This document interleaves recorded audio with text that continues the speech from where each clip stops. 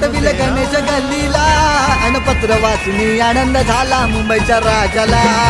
पत्र वाचून आनंद झाला मुंबईच्या राजाला. पत्र वाचून आनंद झाला मुंबईच्या राजाला.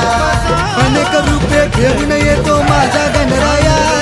कधी विष्णू श्रीकृष्ण माझा शिवशंकर भोळा. शिवशंकर भोळा शिवशंकर भोळा शिवशंकर भोळा शिवशंकर भोळा. हे गणा